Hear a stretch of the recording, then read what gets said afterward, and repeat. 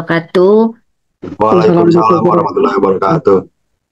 Pagi ini kita akan mempelajari tentang fisiologi dari proses kehamilan, mulai dari fertilisasi, implantasi, plasentasi, dan organogenesis. Jadi masih ingat ya untuk siklus menstruasi. Jadi kan siklus menstruasi itu ada dua. Jadi siklus ovarium dan siklus endometrium. Kalau siklus ovarium ini terdiri dari fase folikuler dan fase luteal. Sedangkan kalau endometrium ini ada fase menstruasi, proliferasi, dan fase sekresi.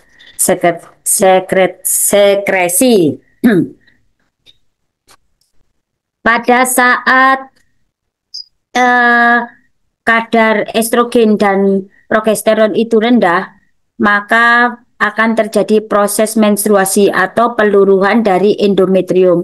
Ini terjadi pada hari ke-0 atau ke-1 ya, mulai ke-1 sampai hari ke-5 biasanya 5 sampai 7. Nah, pada saat terjadi penurunan kadar estrogen dan progesteron ini, maka akan terjadi feedback negatif pada hipotalamus, sehingga hipotalamus akan mengeluarkan GnRH. Nah, GnRH ini nanti akan merangsang hipofise untuk mengeluarkan hormon FSH maupun hormon LH. Nah, aktivitas dari hormon LH itu nanti akan menyebabkan eh, kolesterol diubah menjadi testosteron, kemudian testosteron akan masuk ke zona granulosa untuk diubah menjadi estrogen oleh enzim aromatase yang diaktifkan oleh FSH, sehingga terjadi produksi estrogen. Nah, selain meningkatnya produksi estrogen pada fase folikuler ya di ovarium, ini juga akan terjadi perkembangan dari folikel. Jadi FSH akan melekat pada reseptor yang ada di folikel, maka dia akan menyebabkan proliferasi dari sel-sel yang ada di, sehingga dia akan berubah menjadi folikel primer, menjadi folikel sekunder, folikel tersier, sampai folikel de Graaf. Ini di hari ke-14, maka folikelnya sudah matang, terus estrogen yang dihasilkan juga sudah cukup tinggi. Nah, apa dampak estrogen pada endometrium? Estrogen yang tinggi di endometrium mulai hari ke-7 ya, ini nanti akan menyebabkan terjadinya proliferasi, sehingga menstruasi akan berhenti, terjadilah proses perbaikan jaringan endometrium kembali. Jadi ada proses proliferasi sampai hari ke-14. Nah, pada hari ke-14, estrogen yang tinggi yang dihasilkan oleh folikel de Graaf akan merangsang pengeluaran LH secara berlebihan ya dari FSH. Efeknya LH ini akan bekerja di ovarium tadi, akan menyebabkan folikelnya pecah sehingga keluarlah ovum. Proses pengeluaran ovum ini disebut dengan proses ovulasi. Selanjutnya, dengan pengaruh LH, folikel yang sudah kehilangan ovum ini nanti akan berkembang menjadi folikel de Graaf sampai sekitar hari ke-26 gitu ya. Hari ke-26 ini karena pengaruh LH, maka folikel de Graaf tadi akan berubah menjadi korpus luteum. Korpus luteum dia akan menghasilkan progesteron. Dampak dari progesteron ini adalah sekresi dari pembuluh darah yang ada di endometrium, sehingga di permukaan endometrium ini nanti akan mengeluarkan glikoprotein. Nah, fungsi dari fase sekresi di endometrium ini adalah mempersiapkan kalau misalnya terjadi kehamilan sehingga ada penempelan hasil konsepsi di endometrium.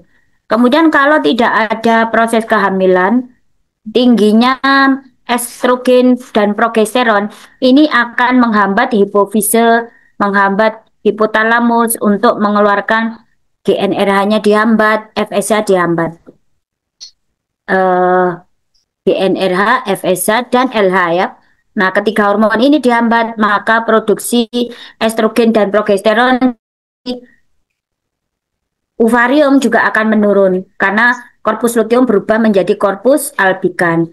Karena estrogen dan progesteronnya turun, maka akan terjadi periode menstruasi kembali. Ini yang harus kita ingat ya, proses menstruasi dari siklus ovarium dan siklus endometrium. Ini sama keterangannya. Nah, hasil dari siklus menstruasi tadi itu kan adalah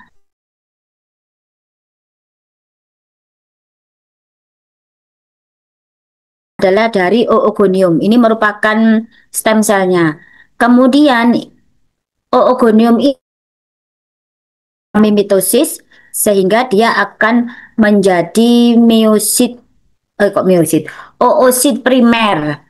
Oosit primer, kemudian yang satu dia akan kembali sebagai oogonium, kemudian yang satunya lagi nanti yang dia akan mengalami perkembangan.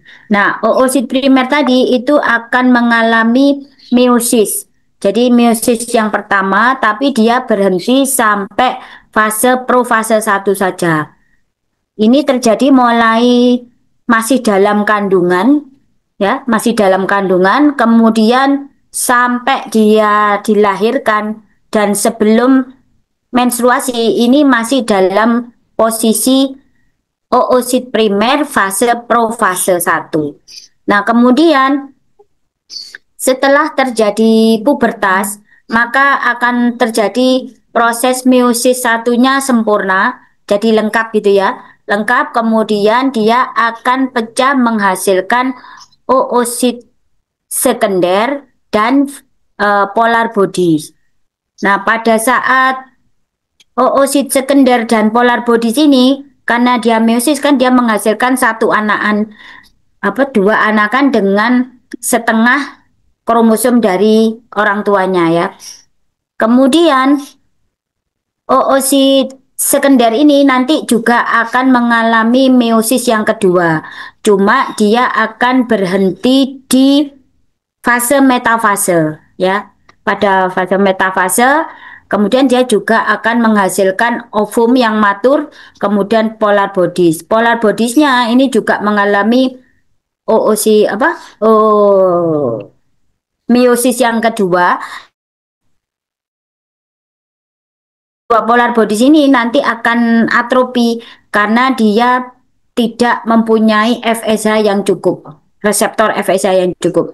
Juga di sini polar bodies ini juga akan mengalami atrofi karena dia reseptor FSH-nya tidak cukup sehingga hanya satu saja ovum yang dihasilkan. Nah, kemudian kalau misalnya terjadi fertilisasi, barulah ovum ini akan bergabung dengan DNA dari spermatozoa sehingga dia akan mengalami meiosis yang sempurna sampai telofase, kemudian dia mengalami proses mitosis ya. Mitosis untuk pecah menjadi zigot. Ini adalah perbedaan tahapan siklus menstruasi pada saat masih dalam kondisi fetus, kemudian masih dalam kondisi prepubertas sampai terjadi pubertas ya. Jadi kalau masih dalam kondisi fetus, itu kan estrogen sudah mulai dihasilkan pada saat usia kehamilan 7 minggu ya, mulai terbentuk gonad dan mulai terbentuk pembagian jenis kelamin tadi itu ya, itu kan mulai minggu ke-7. Nah, setelah terbentuk, maka dia akan menghasilkan gonadnya itu menghasilkan estrogen.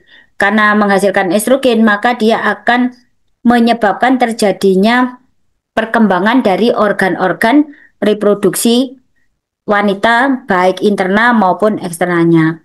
Nah, pada saat periode fetus ini dengan pengaruh FSH itu kan tadi akan terjadi perkembangan dari folikel.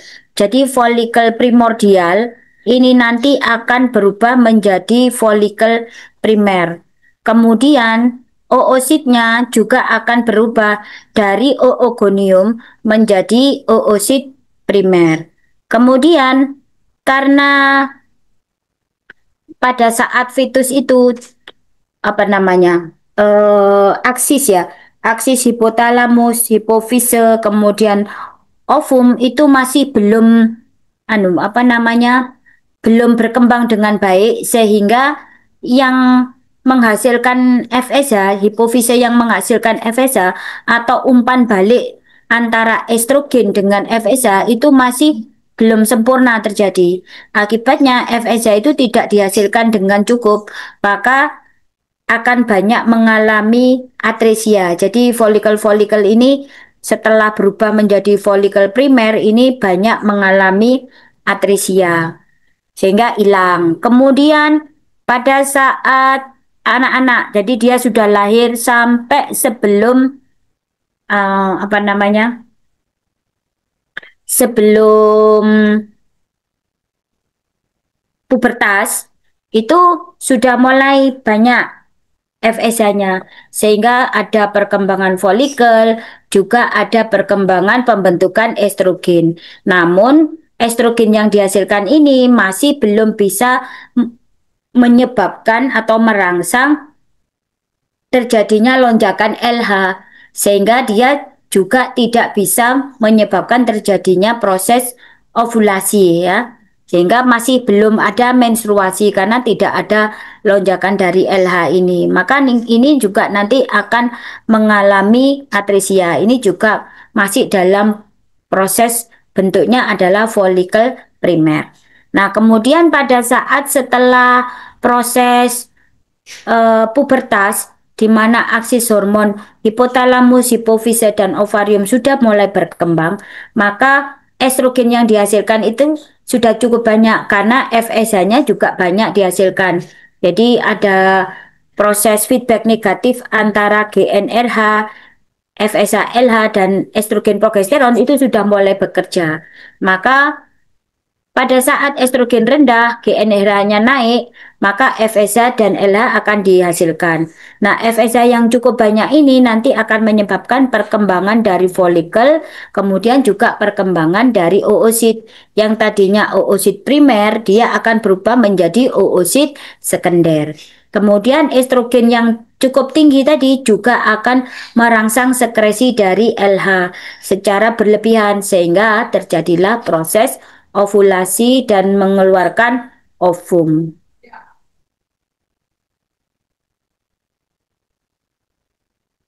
Berikutnya, setelah ovum itu terlepas, kalau terjadi proses kehamilan harus ada pertemuan antara ovum dengan spermatozoa. Itu syarat pertama ya, jadi harus ada fertilisasi.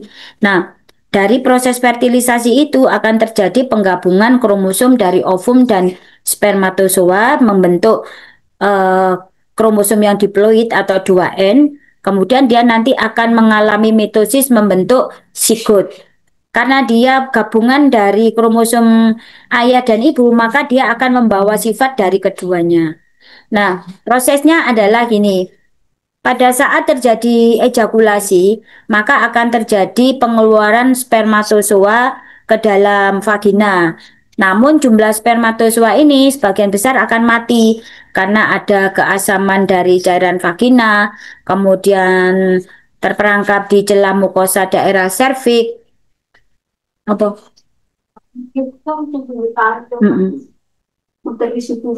Oh iya.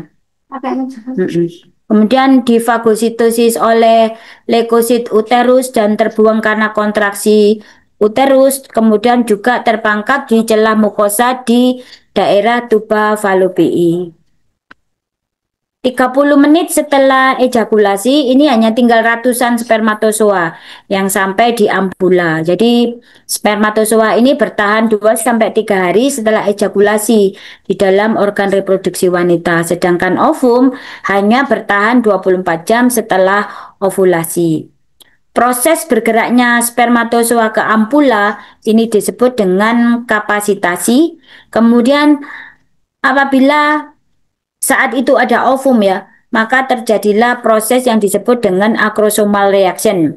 Jadi spermatozoa akan mengeluarkan enzim protease hyaluronidase untuk dapat menembus corona radiata dan senupelusida. Selanjutnya, hanya satu spermatozoa yang berikatan dengan reseptor zona pelusida di membran sel ovum. Setelah berikatan, maka granula di permukaan membran sel ovum itu akan mengeras atau yang disebut dengan reaksi kortikal, sehingga tidak bisa ditembus oleh sperma yang lain atau disebut dengan blocking polispermia. Selanjutnya akan terjadi fusi dari membran spermatozoa dan ovum, maka material genetik dari spermatozoa masuk ke sitoplasma bergabung dengan materi genetik dari ovum, kemudian akan melanjutkan meiosis kedua, selanjutnya mengalami membentuk sigot ya dengan kromosom 2N. Mekanismenya seperti ini. Jadi misalnya ada ovulasi, ovumnya keluar dari ovarium, kemudian dengan bantuan fimbrie, ovum ini akan dimasukkan ke tuba di daerah ampula. Nah, pada waktu bersamaan terjadi aktivitas seksual sehingga spermatozoa masuk ke dalam organ genitalia wanita. Maka spermatozoa yang jumlahnya jutaan tadi itu akan berbondong-bondong menuju ke ampula. Kenapa kok dia bisa menuju ke ampula, kok tidak kesasar kemana-mana? Karena ovum ini akan menghasilkan yang disebut dengan kemotaktik faktor. Nah, dengan adanya kemotaktik faktor tadi, maka spermatozoa arahnya semua tertuju ke ovum yang ada di ampula. Nah, di dalam perjalanannya ini banyak yang mati karena kena asam vagina, kemudian terperangkap di celah-celah serviks, kemudian difagosit oleh leukosit yang ada di uterus, kemudian juga mungkin terperangkap di daerah eh, tuba, akhirnya hanya tinggal ratusan yang sampai ke ampula dan ketemu dengan ovum. Nah, pada saat dia ketemu dengan ovum, ini kan ratusan ya, maka dia berebut karena hanya ada satu yang bisa menempel pada reseptor di zona pelusida. Nah, setelah ada satu spermatozoa yang nempel di zona pelusida, maka spermatozoa yang lain sudah tidak bisa menembus. Nah, ini yang kemampuan menembus zona pelusida, kemudian nempel, ini adalah prosesnya namanya adalah akrosomal reaction ya. Jadi di kepala dari spermatozoa itu kan ada enzim hyaluronidase. Nah, enzim ini dilepaskan maka bentar.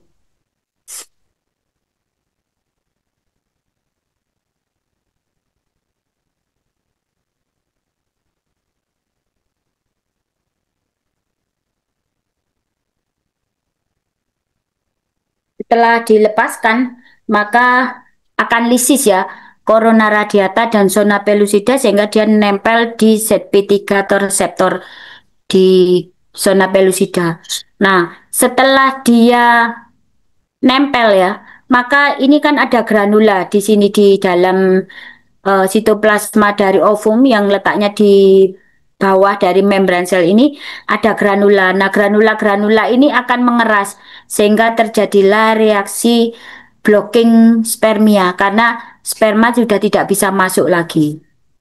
Kemudian kalau pengerasan dari granula-granula ini namanya adalah reaksi kortikal. Selanjutnya setelah dia nempel di reseptor, maka membran sel dari kepala spermatozoa ini akan gabung dengan membran sel yang ada di ovum sehingga material genetik dari spermatozoa ini akan bisa masuk ya, masuk ke ovum, kemudian dia akan gabung DNA-nya antara DNA dari ovum dan DNA dari spermatozoa sehingga terjadilah proses pembentukan sigot. Selanjutnya kan Setelah terbentuk sigot, ini kan mulai ada pembelahan ya. Jadi pada hari ketiga itu sudah terbentuk yang disebut dengan morula. Jadi morula itu seperti bola padat ya yang isinya sel-sel saja. Kemudian hari kelima terbentuk blastokista yang di dalamnya ada inner cell atau calon dari janin, sedangkan bagian luarnya berubah menjadi trofoblast, di mana dia nanti akan berkembang menjadi ketuban atau korion dan plasenta. Kemudian blastokista hari ketujuh sudah masuk ke kavum uteri dan menempel di endometrium. Selanjutnya setelah menempel ini nanti mengalami proses invaginasi dari dia menjadi tertutup ya. Tertutup kok tertutup? Masuk ya, masuk ke endometrium. Kemudian dia ditutupi oleh endometrium. Selanjutnya nanti akan terbentuk plasenta atau yang disebut dengan plasentasi.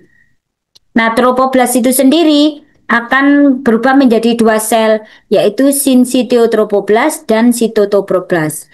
Kalau sinsitiotropoblast ini akan menghasilkan HCG, di mana HCG ini berperan untuk mempertahankan korpus luteum tetap menghasilkan progesteron.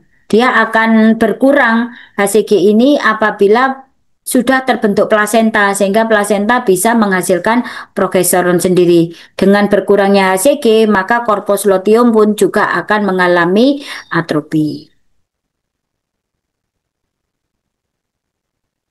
Prosesnya seperti ini, jadi setelah terbentuk sigot maka akan terjadi pembelahan ya, 2 sel, 4 sel, 8 sel, kemudian akan membentuk morula menjadi 16 sel pada hari ketiga. Kemudian ini benda kayak bulat padat gitu ya. Kemudian baru terbentuk blastokista, jadi kayak bola tapi tengahnya kosong kemudian ada isinya gitu ya. Nah, bentuknya seperti ini gambarannya. Nah, kemudian bagian yang pinggir ini, bagian kulit bolanya tadi itu akan berubah menjadi sel tropoblast. Kalau tropoblast yang depan ini nanti akan berubah menjadi korion atau ketuban, sedangkan tropoblast bagian belakang ini nanti yang akan berubah menjadi plasenta. Sedangkan blastokista yang isinya inner cell ini atau yang di bagian dalam ini nanti yang akan berkembang menjadi janin. Ini proses perjalanannya, jadi setelah oosit tadi dikeluarkan pada proses ovulasi ya, kemudian didorong masuk menuju ampula oleh gerakan dari Fimbriae dan kontraksi dari tuba falopii. Kemudian nanti kalau ada spermatozoa, maka 30 menit setelah ejakulasi itu spermatozoa sudah sampai ke ampula karena ovum mengeluarkan kemotaktik faktor. Nah, setelah sampai di ampula, maka akan terjadi proses fertilisasi di mana hanya ada satu sperma yang mampu menembus ovum ya. Kemudian setelah terjadi proses fertilisasi akan terbentuk sigot, kemudian akan membelah 2 sel, 4 sel, kemudian 16 sel atau membentuk morula. Ini pada hari ke-16. Kemudian terus berkembang menjadi blastokista. Nah, hari ke-7 blastokista ini sudah harus nempel di endometrium. Jadi prosesnya seperti ini. Jadi yang pertama dia adalah nempel dulu. Posisinya bagian yang mengandung inner cell itu harus yang nempel ya. Nempel di endometrium. Kemudian setelah nempel dia akan melakukan proses invaginasi sehingga dia masuk ke dalam endometrium. Kemudian setelah masuk dia akan ditutupi oleh lapisan endometrium sehingga dia tenggelam gitu ya. Posisinya tenggelam di dalam endometrium. Kemudian selanjutnya akan terjadi perkembangan, jadi bagian dari inner cell tadi ya. Inner cell itu nanti akan menjadi yang disebut dengan hipoblast dan epiblast. Ini merupakan bakal dari embrion. Kemudian yang bagian belakang ini nanti akan membentuk ketuban. Kemudian di sini akan ada celah gitu ya. Celahnya adalah celah amnion. Yang ini nanti akan terisi oleh cairan amnion. Kemudian eh, tropoblas ini nanti akan berkembangkan, ini tropoblasnya kan dari atas dan bawah ya. Kalau tropoblas ini nanti yang bagian atas akan gabung dengan ini dari apa? Dari amnion ya. Jadi dia akan membentuk membentuk lapisan amnion bagian depan. Kemudian tropoblas ini kan akan menghasilkan sinsitiotropoblas. Kalau sinsitiotropoblas itu dia nanti akan menghasilkan hormon HCG sehingga dia akan mempertahankan hasil konsepsi ini tetap berada di sini. Kemudian dia nanti juga akan terjadi proses invasi dari endometrium. Ya, ini setelah terjadi proses ini invasi, nah invasi oleh endometrium ini dilakukan oleh sitotropoblas ya. Jadi sitotropoblas itu nanti akan memberikan apa lubang-lubang gitu ya, lubang-lubang di eh, endometrium, kemudian lubang-lubang tadi nanti akan terisi pembuluh darah sehingga nanti dia akan membentuk plasenta. Jadi seperti ini ya. Jadi ini kan bakal janin tadi ya, bakal janin, kemudian ini ada yang tropoblas bagian depan tadi kan di sini nanti gabung dengan amnion di sini nanti akan membentuk amnion. Kemudian kalau bagian belakang tropoblasnya ini kan menginvasi endometrium sehingga ada kayak lubang-lubang gitu baru akan terisi oleh pembuluh darah dari janin sehingga nanti akan ada pembuluh darah dari janin di sini, kemudian dari ibu itu nanti akan ada masuk di sini. Sehingga pembuluh darah janin dan pembuluh darah ibu itu tidak pernah ketemu ya, tidak pernah apa namanya, tidak pernah kontak langsung ya. Sehingga memungkinkan antibodi atau sel-sel imun dari ibu itu tidak bisa menembus menembus menembus janin ya. Sehingga tidak menyebabkan terjadinya reaksi penolakan dari janin. Karena kan janin ini sebenarnya ada benda asingnya kan, dia kan dari komponen ayah kan, jadi kan lain dari punyanya ibu sehingga dia bisa terjadi reaksi penolakan. Tapi karena darah dari ibu ini tidak pernah kontak langsung dengan darah dari janin, maka dia tidak terjadi proses penolakan tersebut. Artinya reaksi respon imun ibu tidak bisa masuk ke janin. Nah, bagaimana darah dari plasenta ini bisa masuk? Jadi di sini kan darah dari arteri uterina kan masuk ke apa? Arteri spiralis ya.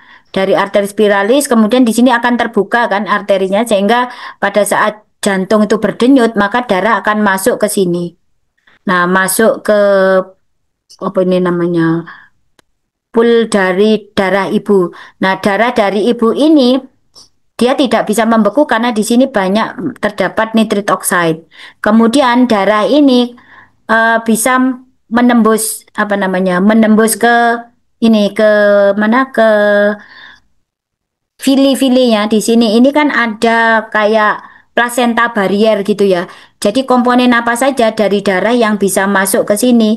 Contohnya yang bisa masuk itu adalah komponen apa eritrosit, leukosit tidak bisa, kemudian air dari plasma, kemudian glukosa, hormon, terus elektrolit ya, itu bisa masuk. Sehingga dia akan masuk ke vena umbilicalis.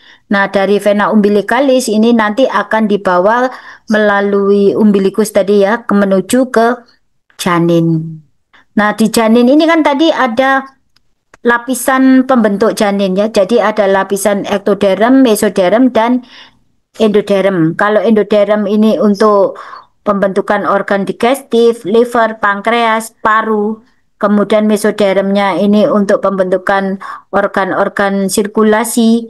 Jadi anu apa namanya jantung dan pembuluh darah, paru-paru, kemudian otot. terus tulang. Sedangkan yang ektoderm ini untuk membentuk eh, apa rambut, kuku, kulit, kemudian juga sistem saraf.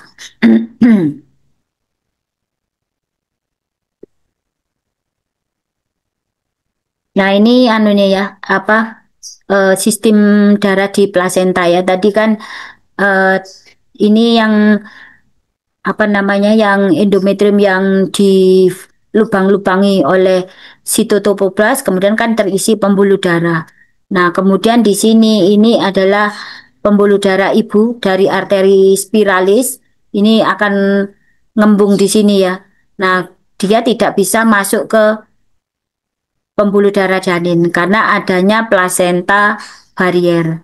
Sehingga hanya komponen-komponen tertentu yang ukurannya kecil yang bisa nembus plasenta barrier untuk masuk ke pembuluh darah janin. Jadi yang masuk itu adalah ya eritrosit, kemudian apa namanya gula atau glukosa, protein, hormon, antibodi bisa ya, imunoglobulin A saja ya.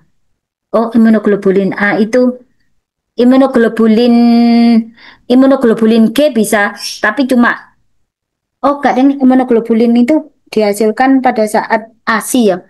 Jadi di sini yang tidak bisa itu pokoknya yang strukturnya ukurannya besar dibandingkan ini tidak bisa masuk. Kayak misalnya antigen-antigen dari bakteri itu banyak yang tidak bisa masuk. Tapi kalau ukurannya kecil seperti sipilis, terus apa lagi ya yang di virus-virus rubella itu bisa nembus sehingga dia bisa masuk ke dalam aliran darah bayi dan menimbulkan efek di bayi. Kemudian setelah terbentuk plasenta, fungsi dari plasenta itu adalah fungsi nutrisi, respirasi, endokrin. Jadi kalau nutrisi dan digestif itu dia akan mengambil makanan dari ibu yaitu glukosa, asam amino, asam lemak, vitamin, mineral. Kemudian nanti makanan-makanan yang dari ibu itu kan diolah menjadi energi, menjadi protein, kemudian untuk menyusun struktur dari janin. Kemudian sisa metabolismenya ini akan dibuang ya, dibuang melalui arteri umbilikalis. Kemudian dia juga berfungsi sebagai fungsi respirasi karena pada saat janin paru masih belum berkembang sehingga proses pertukaran oksigen dan CO2 itu terjadi di plasenta. Kemudian fungsi endokrin plasenta ini akan menghasilkan beberapa hormon misalnya HCG, estrogen, progesteron, kemudian juga apa eh, kortisol, kemudian laktoplasenta ya. Semuanya ini semuanya adalah untuk proses pertumbuhan dari janin. Selanjutnya akan terjadi proses organogenesis. Nah, organogenesis ini mulai minggu ke-8 ya. Minggu ke-8 ini nanti akan terjadi proses organogenesis. Jadi 8 minggu pertama. Jadi minggu ketiga itu akan terbentuk sistem saraf pusat, saraf perifer, tulang belakang. Minggu keempat terbentuk jantung, pembuluh darah. Kemudian minggu kelima terbentuk calon ekstremitas, kelopak mata, kemudian paru, minggu ke-6 GI tract, minggu ke-7 wajah, minggu ke-8 ini kepala yang lebih besar dari badan, kemudian juga terjadi jari-jari. Jadi organogenesis itu mulai terjadi minggu ke-8 pertama, minggu pertama ya. Jadi kalau misalnya ada obat-obatan atau infeksi virus yang bisa melewati plasenta barrier pada minggu-minggu awal ini, maka akan bisa mengganggu proses organogenesis. Ini pada gambarannya pada minggu ke-7 ya. Jadi kepalanya sudah lebih besar, kemudian sudah ada ini calon otaknya, ini ventricle, kemudian ini retina, ini daerah wajah ya. Daerah wajah, kemudian ini tulang belakang, kemudian ini jantung, ginjal ini sudah ini ekstremitas ekstremitas bawah ya. Ekstremitas bawah, ekstremitas atas ini adalah jantung. Jadi sudah mulai terbentuk. Selanjutnya proses pembentukan jenis kelamin. Jadi proses pembentukan jenis kelamin ini pada minggu ke-9 sampai ke-12.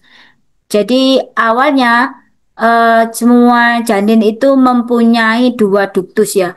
Jadi duktus Wolffian dan duktus Mullerian. Kemudian juga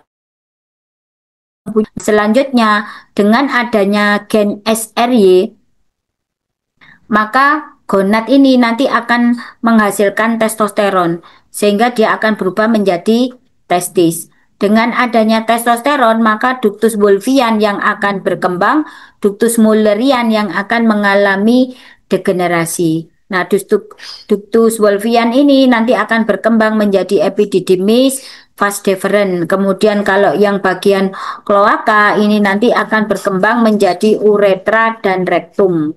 Kemudian eh,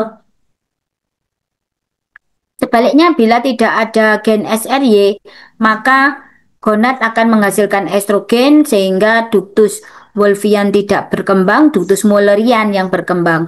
Maka akan terjadilah bakal calon genitalia perempuan ya. Jadi kalau ductus Mullerian itu nanti akan berubah menjadi tuba falopii, kemudian ah, uterus dan sepertiga vagina. Kemudian nanti yang dari kloaka itu nanti akan berubah menjadi ureter dan vesika urinaria. Jadi ini ya, awalnya ada dua duktus yaitu duktus Mullerian dan duktus Wolffian. Kemudian tergantung dari gen SRY. Ada enggak gen SRY-nya? Kalau gen SRY-nya ada, maka gonadnya akan menghasilkan testosteron sehingga ductus Wolffian yang akan bekerja. Nah, kalau ductus Wolffian yang bekerja, maka dia akan menghasilkan genitalia internal laki-laki yaitu epididymis, vas deferens, kemudian juga akan menjadi apa namanya vesikula seminalis ya. Kemudian kalau dari kloaka akan berubah menjadi vesika urinaria dan uretra. Nah, yang Mullerian mana? Yang Mullerian tidak mengalami perkembangan, mengalami atrofi. Sebaliknya kalau tidak ada gen SRY, maka ductus Mullerian yang akan berkembang. Nah, kalau ductus Mulleriannya yang berkembang, dia akan berubah menjadi perempuan sehingga terbentuk tuba falopii, kemudian uterus dan vagina. Kemudian kloaka berubah menjadi vesika urinaria dan uretra.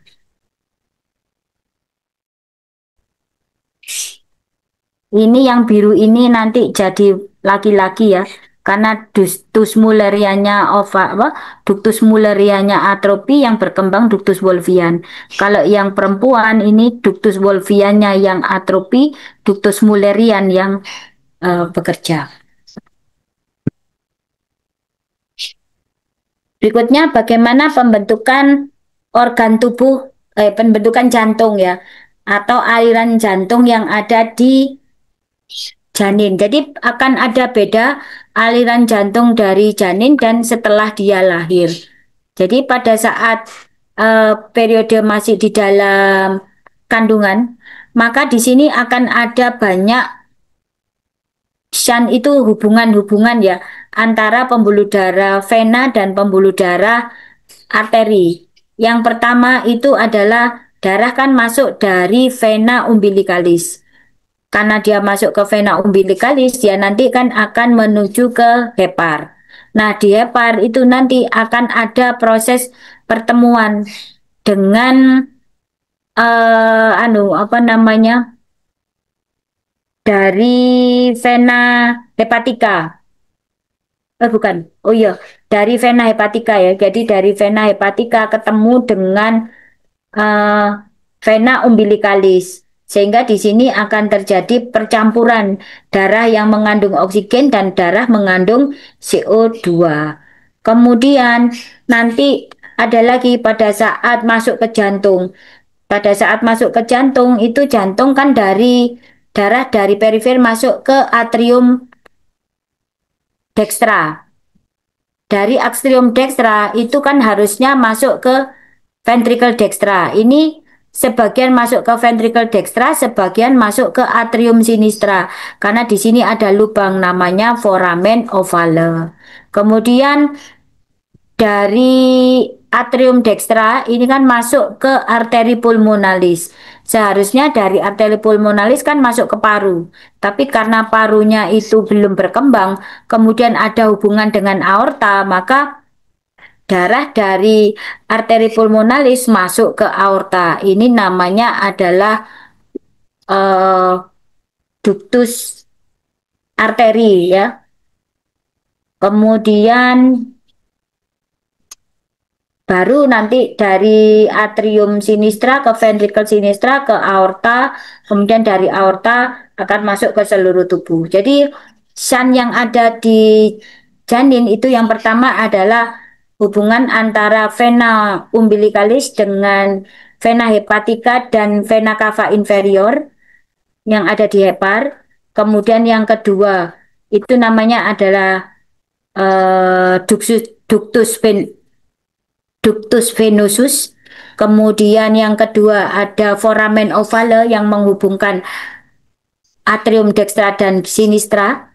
Kemudian yang ketiga ada ductus arteriosus yang menghubungkan arteri pulmonalis. Oh keliru. Oh ya benar. Arteri pulmonalis dengan aorta. Nah, nanti kalau sudah lahir karena paru itu mengembang ya, maka eh, darah dari arteri pulmonalis tidak bisa masuk ke aorta karena ini lubangnya akan menutup sehingga dia akan masuk ke paru. Kemudian darah dari atrium dextra itu langsung masuk semua ke ventricle dextra karena foramen ovalenya juga mulai menutup. Kemudian juga ini di sini kan umbilikus ya, umbilikusnya kan sudah dipotong sehingga tidak ada hubungan antara umbilikus ini dengan darah ibu. Kemudian juga karena dia sudah terpotong, vena umbilikalisnya tidak berfungsi ya, maka juga akan terjadi obliterasi dari vena umbilikalis sehingga tidak ada lagi hubungan antara vena umbilikalis dengan vena cava inferior atau vena hepatica. Kemudian perkembangan fetus setelah minggu ke-8, jadi minggu ke-9 sampai 12 akan terbentuk tulang belakang, kemudian hepar, vesika velia, kelopak mata, jari-jari kaki, dan sudah ada kuku, tangan dan kaki ya. Minggu ke-13 ada gerakan, bola mata sudah, kelopaknya sudah mulai membuka menutup, kemudian eh, oh bukan, bola matanya bergerak ya, tapi kelopak matanya tertutup. Kemudian eh, sudah ada rambut, mulut juga sudah mulai terbentuk dan berfungsi untuk mulai menghisap jari, kemudian sudah menghasilkan urin. Minggu ke-16 sampai 21 ada gerakan yang sudah dirasakan oleh ibu. 21 sampai 30 perkembangan otaknya sudah lengkap, bone marrow sudah menghasilkan eritrosit, kemudian paru sudah menghasilkan surfaktan. Minggu ke-21 ke-31 ada penambahan berat badan, kemudian peningkatan bentuk lemak subkutan. Oh, eritrosit ibu tidak bisa masuk ya lewat lewat itu apa namanya? Eh lewat plasenta barrier ya. Karena sel sel eritrosit cukup besar ukurannya, jadi tidak bisa masuk.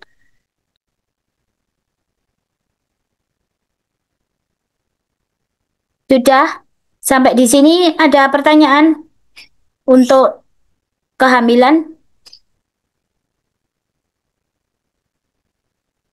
Jadi yang bisa masuk dari plasenta itu tadi ada glukosa, asam amino, bukan protein ya, karena protein ukurannya besar. Jadi yang asam amino, glukosa, asam amino, hormon, fatty acid, kemudian mineral. Kemudian kalau ada bakteri-bakteri yang kecil dan virus yang kecil yang ukurannya sangat kecil yang bisa menembus plasenta bari.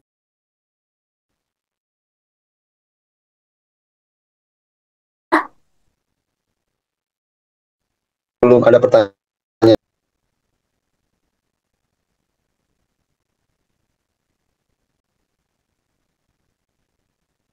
Jadi pada saat hamil itu akan menyebabkan terjadinya perubahan fisik dari ibu ya, fisik maupun psikologi ya. Nah, perubahan yang pertama itu adalah volume darah. Jadi pada saat hamil ini volume darah ini akan meningkat sekitar 45 sampai 50%, sedangkan sel darah merahnya meningkat sekitar 15 sampai 20%. Karena peningkatan volume cairan dan selnya tidak imbang ya, maka dia akan menyebabkan terjadinya kondisi yang disebut dengan anemia fisiologi atau anemia relatif yang disebabkan karena terjadinya pengenceran dari darah pada saat hamil. Kemudian dengan adanya anemia ini maka akan menyebabkan terjadinya kondisi anemia defisiensi FE. Berikutnya ini adalah hipotesa yang menjelaskan bagaimana terjadinya peningkatan volume cairan pada saat hamil, yaitu adanya peningkatan hormon renin, angiotensin, aldosteron. Jadi pada saat hamil, ini hormon renin, angiotensin, dan aldosteronnya ini akan menyebabkan terjadinya respon vasokonstriksi, sehingga dia akan menyebabkan terjadi adaptasi. Nah, adaptasinya ini adalah terjadinya vasodilatasi. Dilatasi ini akan menyebabkan cairan yang berasal dari interstisial itu bisa masuk semua ke dalam pembuluh darah sehingga volume darahnya akan mengalami peningkatan. Kemudian juga adanya retensi dari natrium. Retensi dari natrium ini akan menarik natrium natrium dan air ya.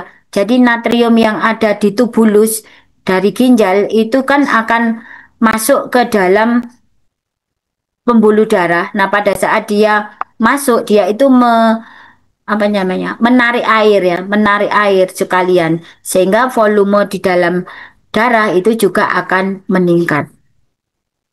Nah, peningkatan dari volume darah itu terjadi mulai minggu ke-8 dan maksimal pada minggu ke-32. Nanti selanjutnya akan mengalami penurunan kembali.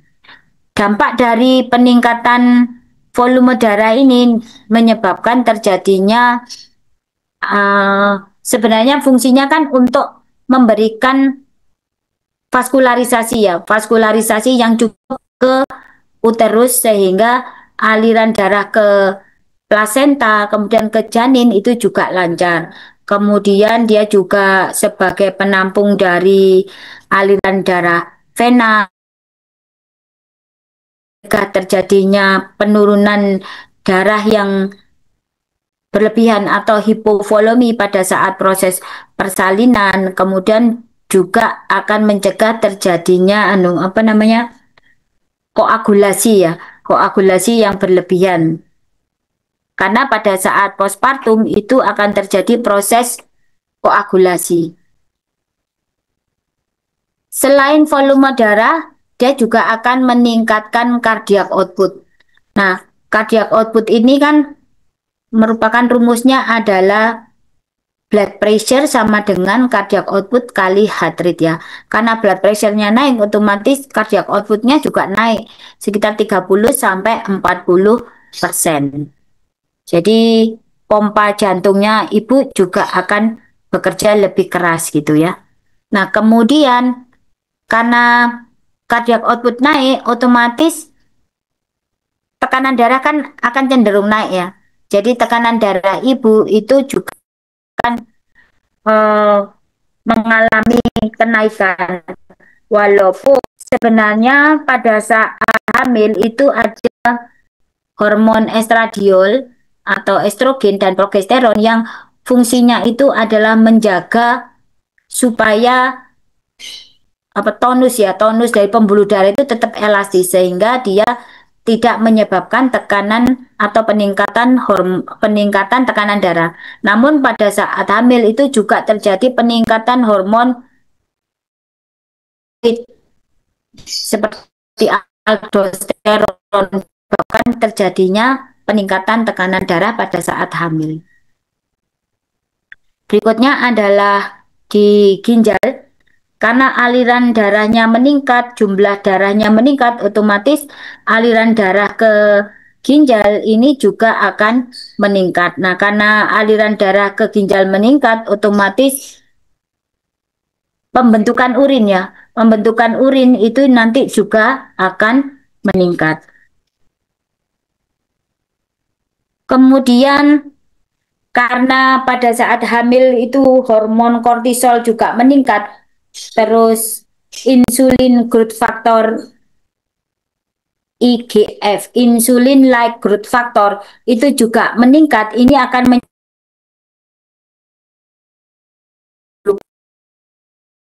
glukosa yang masuk ke ginjal itu tidak mampu terserap semua. Akibatnya kadang-kadang terjadi glukosa keluar di dalam urin atau yang disebut dengan glukosuria, atau asam amino juga keluar dari urin yang disebut dengan protein urea.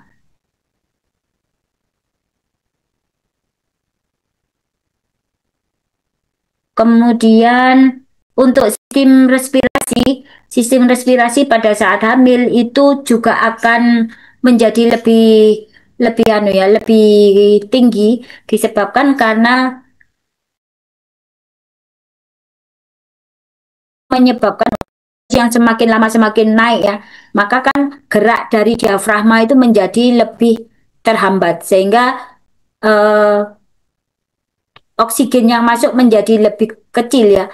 Akibatnya ini menyebabkan terjadinya stimulasi dari sistem pernafasan. Kemudian ditambah dengan adanya progesteron yang juga merangsang sistem pernafasan.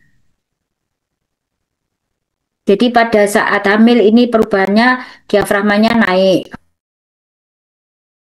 Akhirnya tekanan intratorakal ini negativitasnya menjadi lebih rendah karena oksigen tidak bisa masuk sempurna, atau kalau diafragma tidak terlalu turun itu kan volume paru sehingga oksigen tidak bisa masuk lebih banyak.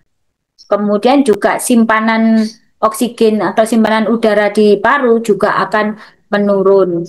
Kemudian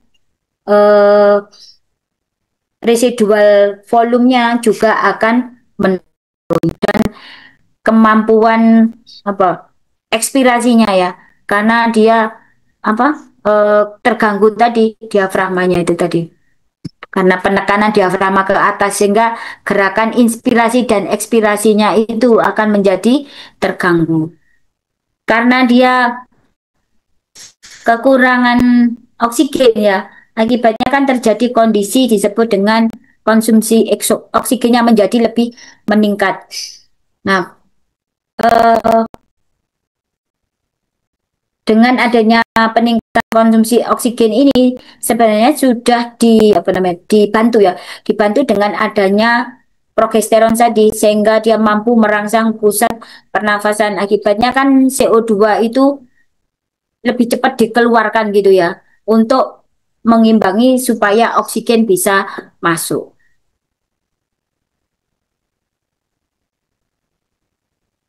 Kemudian manifestasi klinisnya dengan menurunnya kapasitas residu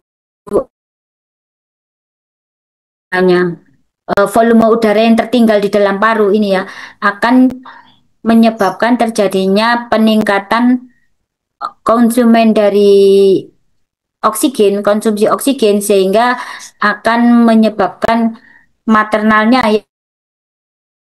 hipok. Kemudian yang kedua bisa menyebabkan terjadinya penurunan hipoventilasi tadi, sehingga kan CO2-nya meningkat ya kalau hipoventilasi. Nah, CO2 meningkat ini akan merangsang terjadinya hiperventilasi. Kemudian juga terjadi maternal alkalosis.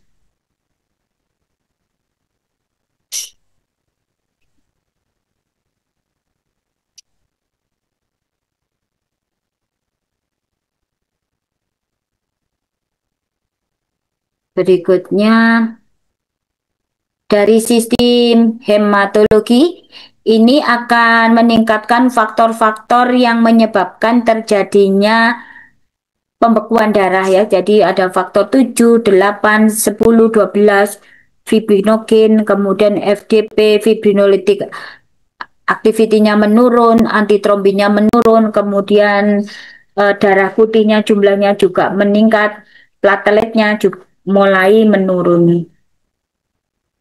Sehingga sering terjadi komplikasinya adalah DVT ya pada orang hamil.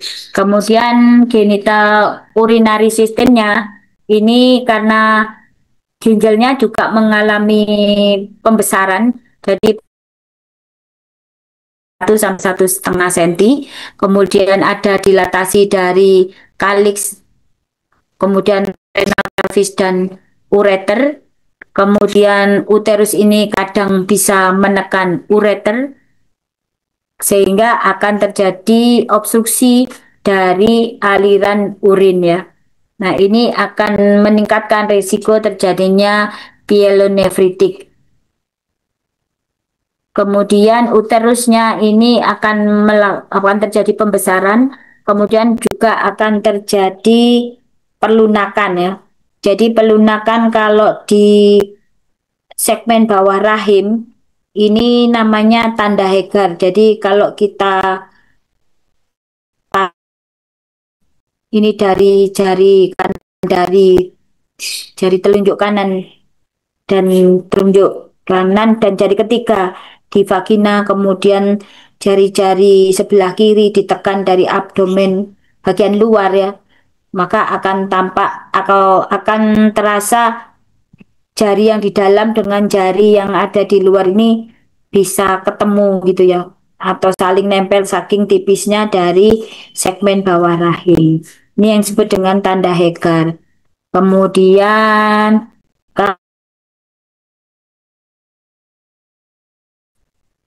tempat apa ini namanya pelekatan dari eh, plasenta di uterus itu juga akan mengalami perlunakan. Itu yang disebut dengan tanda Piskaciak. Kemudian ini adalah gambar pembesaran dari uterus ya. Jadi kalau usia belum dari 12 minggu itu belum teraba, kemudian baru 14 minggu itu 3 jari di atas simpisis, 20 minggu ini pertengahan simpisis dan pusar, minggu itu setinggi pusar, 28 3 jari di bawah pusar, di atas pusar, kemudian 32 itu pertengahan pusar dengan proses sipoid, kemudian 36 itu setinggi proses sipoid atau 3 jari sipoid, kemudian 40 ini di bawah dari sekitar 4 jarian ya, 4 jari di bawah proses sipoid. Kemudian untuk gastrointestinal ini akan terjadi perubahan gerakan dari peristaltik ya. Jadi akan terjadi apa namanya, peristaltiknya menurun sehingga terjadi konstipasi, kemudian sfinkternya itu melemah sehingga bisa terjadi GERD karena sfinkter esofagial bagian bawah atau sfinkter kardialnya itu menjadi lebih lemah. Kemudian bisa terjadi hemoroid karena penekanan pembuluh darah ya, pembuluh darah vena oleh kepala janin sehingga terjadi apa namanya? Stasis ya, stasis dari aliran darah dari vena. Berikutnya kalau perubahan endokrinnya, hipofisenya akan membesar sekitar 135%, kemudian produksi growth hormonnya meningkat, kemudian terjadi relatif defisiensi iodin, sehingga menyebabkan hipertrofi dari folikel ya. Kemudian PSH-nya ini sedikit menurun ya, sedikit menurun, kemudian T3 T4-nya juga berkurang ya.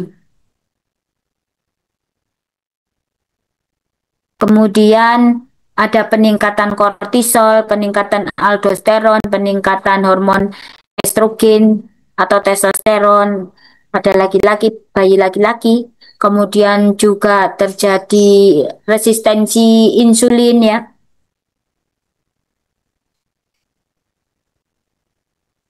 Kalau sistem imun ini terjadi penurunan respon imun. Jadi eh, adanya aktivasi dari HLA-A ini yang nanti akan menekan sistem imun ibu tidak berespon terhadap hasil konsepsi. Jadi terutama respon imun yang yang sifatnya fagosit ya. Jadi kayak makrofag, leukosit itu dia tidak aktif. Kemudian muskuloskeletalnya, jadi pada orang hamil itu akan terjadi kelemahan dari ligamen. Jadi ligamen-ligamennya itu menjadi lebih kendor sehingga sering menyebabkan terjadi perubahan perubahan bentuk gitu, jadi lordosis, kemudian fleksi dari tulang-tulang leher, kemudian pelebaran dari simfisis pubis, kemudian juga adanya aliran ini akan menyebabkan terjadinya penekanan pada saraf sehingga bisa terjadi kondisi yang disebut dengan carpal tunnel syndrome. Kemudian karena bentuk tulang belakangnya itu berubah, bisa terjadi nyeri di tulang belakang. Kemudian otot-ototnya ini juga lebih rileks ya karena adanya hormon relaksin tadi sehingga ligamen-ligamen ligamen-ligamen dari tulang itu juga akan lebih kendor. Ini adalah bentuk tubuh pada saat hamil ya. Jadi kalau masih kurang, ini belum ada konsepsi seperti ini. Setelah ada konsepsi ini lekuk tulang belakangnya ini sudah mulai berubah, sudah terjadi lordosis, di mana lordosisnya ini semakin usia kehamilannya semakin tua, lordosisnya juga semakin besar.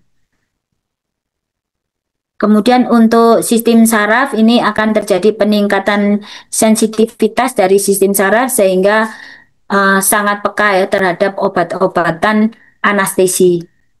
Kemudian untuk kulit karena adanya hormon estrogen, kemudian adanya hormon melanin ya, dia akan menghasilkan melanus yang lebih banyak sehingga terjadi hiperpigmentasi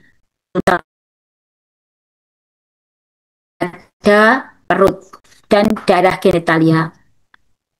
Kemudian untuk maminya juga terjadi proses pembesaran dari mami karena adanya proliferasi dari jaringan lemak, kemudian proliferasi dari ductus dan acinus di lactiferus sehingga terjadi pembesaran dari kelenjar mami.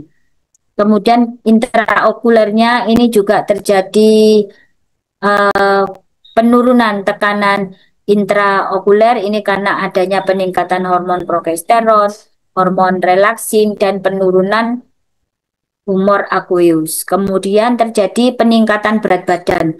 Berat badan ini meningkat karena adanya bayi, ada plasenta, ada amnion, kemudian juga pembesaran uterus, terus ada deposit dari lemak, protein maupun adanya retensi natrium ya, ada udim sehingga total peningkatan berat badannya antara 9 sampai 11 kilogram dalam satu periode hamil. Kemudian ini tadi sudah ya fungsi plasenta. Jadi fungsi pertama adalah fungsi metabolisme untuk mengambil makanan dan membuang sisa metabolisme. Kemudian fungsi endokrin karena dia menghasilkan beberapa hormon. Kemudian juga fungsi respirasi dan fungsi pertahanan tadi ya dari placenta blood barrier. Sudah selesai? Apakah ada pertanyaan?